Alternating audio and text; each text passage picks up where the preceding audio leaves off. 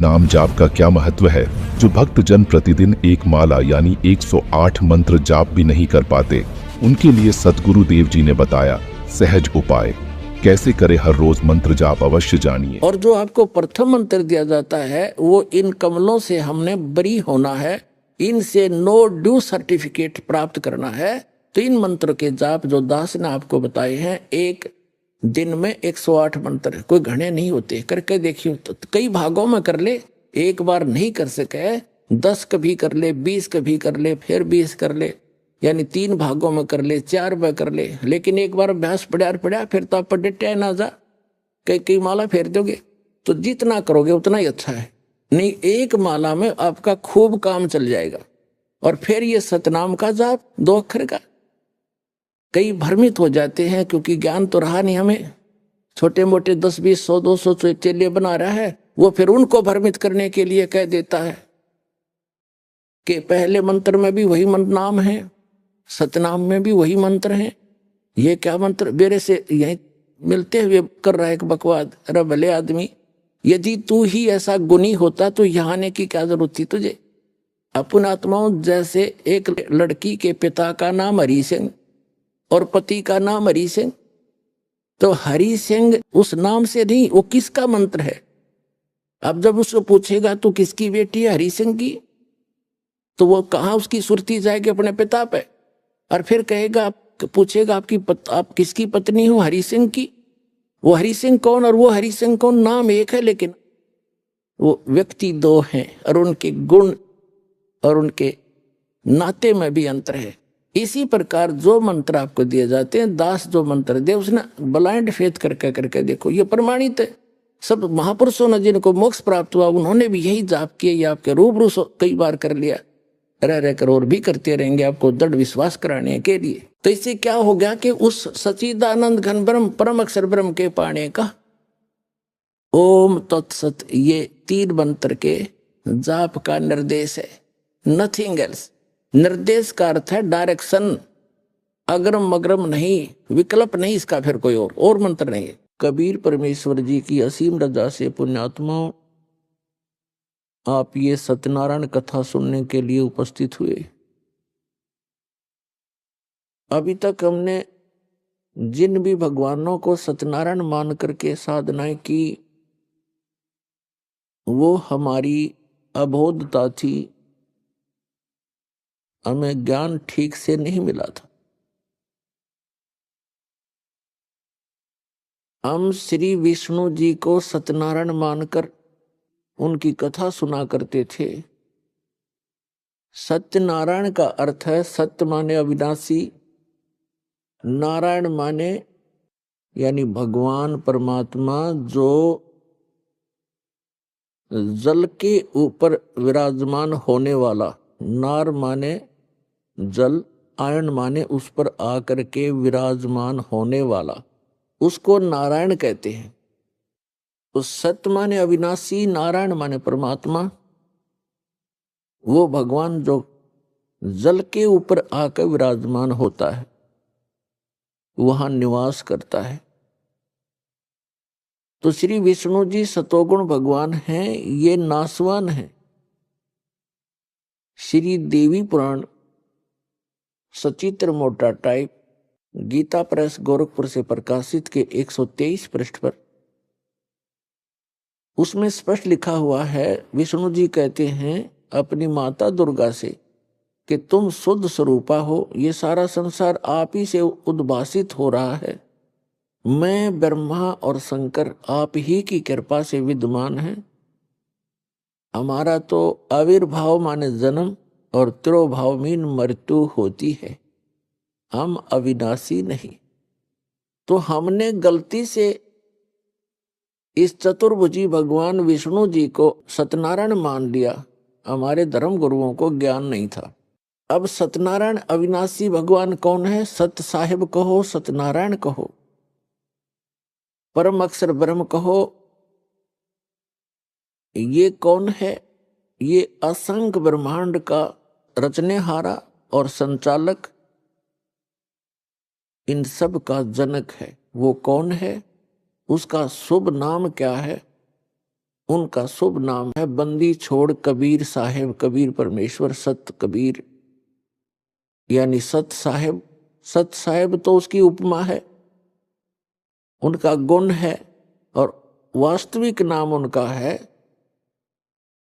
कबीर परमेश्वर। वो कौन है? जो काशी के अंदर 120 वर्ष तक एक जुलाहे की भूमिका, दानक की भूमिका करते हुए पूरे विश्व को ज्ञान प्रदान किया करते थे। वो परमात्मा सत्यनारायण हैं, सत्य साहेब हैं। पुण्यात्माओं, ये ज्ञान कहां से हुआ कि ये सत्यनारायण है? ये ज्ञान इस दास को कैसे हुआ? परमेश्वर की एक वाणी पढ़ी कबीर भगवान की कि वेद मेरा भेद है, मैं ना वेदन के माही, और जौन वेद से मैं मिलूं ये वेद जानते नहीं। ये चारों वेद मेरी ही महिमा का गुणगान कर रहे हैं, मेरी महिमा बता रहे हैं, लेकिन इन वेदों में वर्णित विधि से मेरी प्राप्ति नहीं हो सकती। इनसे हटकर एक और वेद है जिसको सूक्ष्म वेद कहते हैं, जिसको तत्व ज्ञान भी कहते हैं।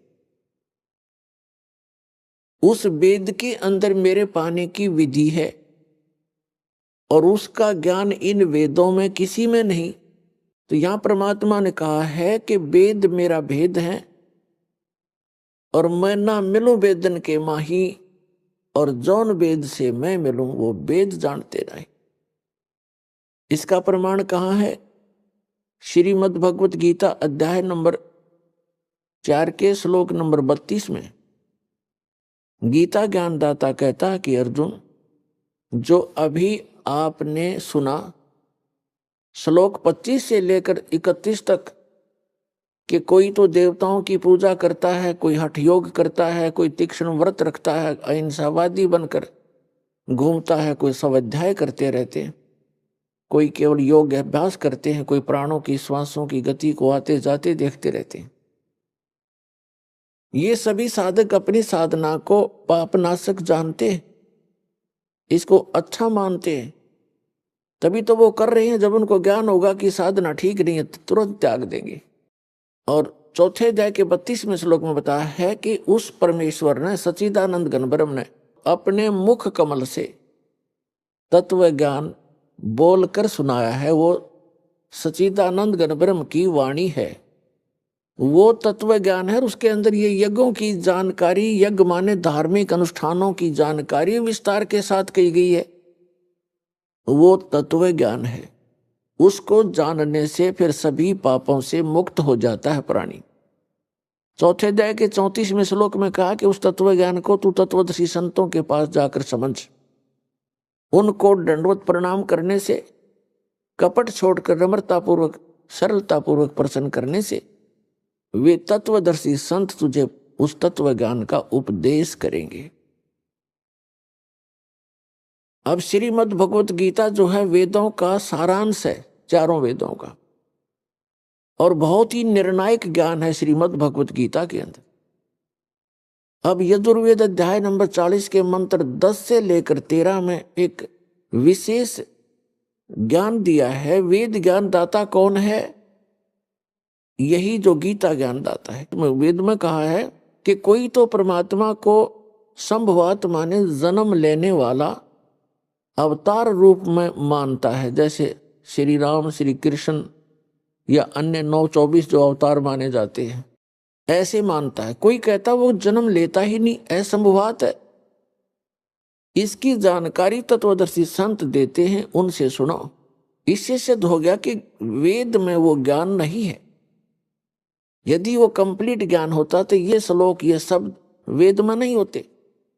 और इसी का सारांश श्रीमद् भगवत गीता है, और श्रीमद् भगवत गीता अध्याय नंबर 4 के श्लोक नंबर 34 में भी यही कंसेप्ट क्लियर किया है, यही स्पष्ट कर दिया है कि वो तत्वदर्शी संत उस तत्व ज्ञान से परिचित हैं, उनसे पूछो तो गीता के जी के अंदर भी वो ज्ञान नहीं है। वो सच्चिदानंद घन ब्रह्म ने जो अपने मुख कमल से बोला वो तत्व ज्ञान है, वो सूक्ष्म वेद है, और उसकी जानकारी इस दास के अतिरिक्त इस विश्व में किसी के पास नहीं है, क्योंकि उस परमात्मा ने स्पेशल इसी काम के लिए भेजा।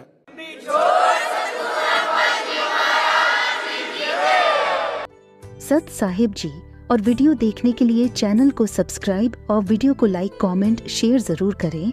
हमारे ऑफिशियल यूट्यूब चैनल पर विजिट करने के लिए यूट्यूब पर सर्च करें संत रामपाल जी महाराज व सतलोक आश्रम। धन्यवाद।